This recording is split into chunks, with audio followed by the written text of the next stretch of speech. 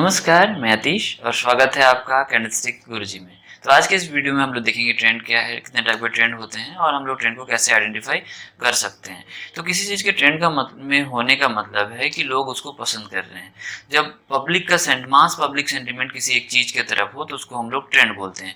जैसे कि अभी ट्रेंड है क्रिप्टो करेंसी का, स्टॉक्स का। इसका मतलब लोग स्टॉक्स और क्रिप्टो करेंसी में इन्वेस्ट करना पसंद कर रहे हैं, है ना। तो आपको इस चार्ट में अगर आप ध्यान से देखें तो आपको अलग अलग तरह के पब्लिक सेंटीमेंट दिखाई देंगे। यहाँ पे आपको बाइंग सेंटीमेंट दिखाई देगा, यहाँ पे लोग कंफ्यूज हैं, और इस जगह पे आपको सेलिंग सेंटीमेंट दिखाई देगा, मतलब लोग यहाँ पे बेचना पसंद कर रहे हैं, है ना। तो अलग अलग सेंटीमेंट से अलग अलग तरह का ट्रेंड बनता है। तो चलिए जाने कितने टाइप के ट्रेंड होते हैं। तो ट्रेंड का 3 टाइप होता है। पहला है अप ट्रेंड, दूसरा है डाउन ट्रेंड और तीसरा है साइडवेज ट्रेंड। तो अप ट्रेंड के बारे में हम लोग डिटेल्स में जानते हैं। तो अप ट्रेंड फॉर्मेशन कब होता है? जब लोग बाइंग करना पसंद करते हैं। जब पब्लिक का सेंटिमेंट क्या होता है, जब मास सेंटिमेंट पब्लिक का बाइंग की तरफ होता है तब अप ट्रेंड बनता है। लेकिन आप ध्यान देंगे कि बाइंग इसका जो स्ट्रक्चर है, हम लोग अगर किसी स्टॉक्स को ध्यान देंगे या फिर किसी करेंसी के चार्ट पे अगर हम लोग ध्यान देंगे तो कभी भी हमको एक स्ट्रेट लाइन में प्राइस का मूवमेंट नहीं दिखाई देगा। प्राइस का मूवमेंट हमेशा दिखाई देगा एक वेव्स के फॉर्मेशन में आपको दिखाई देगा, ठीक है। प्राइस का अपवर्ड मूवमेंट होता है, फिर एक स्मॉल डिक्लाइन होता है, फिर अपवर्ड मूवमेंट होता है। तो यहाँ पे जो ये स्ट्रक्चर बना, इस स्ट्रक्चर को हम लोग देख के बता सकते हैं कि ये कोई एसेट अप ट्रेंड में है या फिर डाउन ट्रेंड में है, ठीक है। तो अप ट्रेंड में जनरली फॉर्मेशन होता है हायर हाइज और हाईएस्ट लो का। तो हायर हाई और हायर लो बनता है अप ट्रेंड में। तो आप अगर यहाँ पे देखें तो ये जो पीक है इसको हम लोग हायर हाई बोलते हैं, और ये जो लो है इसको हम लोग हायर लो बोलते हैं। तो यहाँ पे 3 हायर हाई बना है, ये भी एक हायर हाई है, और यहाँ पे हायर लो बना है, ये सब, है ना। तो आप यहाँ पे एक चीज को ध्यान देंगे तो आपको दिखेगा कि जो हायर लो है, एक हायर लो का दूसरे हायर लो से जो डिफरेंस है वो हमेशा मेंटेन होगा, है ना। अप ट्रेंड में एक हायर हाई का दूसरे हायर हाई से जो डिफरेंस है वो हमेशा मेंटेन होगा, और हायर लो का दूसरे हायर लो से जो डिस्टेंस है हमेशा मेंटेन होगा। अगर इस तरह से कभी हो तो ये कभी भी एक अप ट्रेंड नहीं है, क्योंकि यहाँ पे प्राइस का मूवमेंट जो है या फिर हायर हाई का दूसरे हायर हाई से डिफरेंस ही नहीं है। यहाँ पे आप देखो तो मिनिमम डिफरेंस है या फिर डिफरेंस है ही नहीं। तो इसको हम लोग अप ट्रेंड नहीं बोलेंगे। अप ट्रेंड किसको बोलेंगे? जहाँ पे एक हायर हाई का दूसरे हायर के साथ डिस्टेंस हो, और इस तरह का स्ट्रक्चर का फॉर्मेशन ही हमको अप ट्रेंड में होने का पता चलता है। तो अप ट्रेंड में होने का स्ट्रक्चर बनता है एक ट्रेंडिंग मूव और एक फिर रिट्रेसमेंट मूव, एक ट्रेंडिंग मूव फिर एक रिट्रेसमेंट मूव या करेक्शन जिसको बोलते हैं। तो करेक्शन हमेशा जो ट्रेंडिंग मूव से हमेशा छोटा होगा, है ना।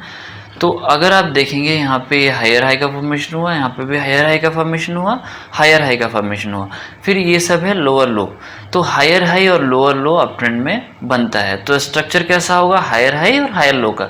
तो यहाँ पे भी आप एग्जांपल के लिए इस चार्ट में देखेंगे तो आपको हायर हाई और हायर लो का फॉर्मेशन आपको दिखाई देगा।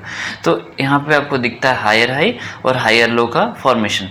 अगर आप यहाँ पे ध्यान से देखें तो यहाँ पे प्राइस का जो टोटल गेन है, अगर आप यहाँ पे देखते हैं ऑल ओवर जो गेन है प्राइस का, यहाँ से लेके यहाँ तक हुआ है ना।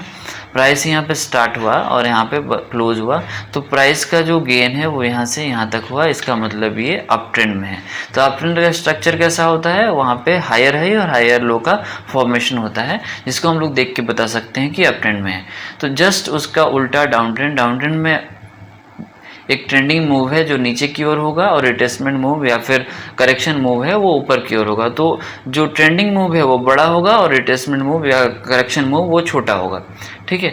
तो यहाँ जो फॉर्मेशन होता है वो फॉर्मेशन है लोअर लो और लोअर हाई का, ठीक है। तो यहाँ पे जो फॉर्मेशन होता है क्या? लोअर लोज का और लोअर हाइज का फॉर्मेशन होता है, जिसको हम लोग देख के बता सकते हैं कि कोई भी स्टॉक्स या फिर कोई पेयर वो क्या है? डाउन ट्रेंड में है, ठीक है। तो इसका एग्जांपल के तौर पे यहाँ पे आप देखिए कि स्टार्टिंग प्राइस यहाँ पे है और प्राइस नीचे जाते जा रहा है। तो यहाँ पे उसके साथ साथ ये फॉर्मेशन किसका बना रहा है? फॉर्मेशन लोअर लो और लोअर हाई का फॉर्मेशन बनाते हुए ये नीचे की ओर जा रहा है।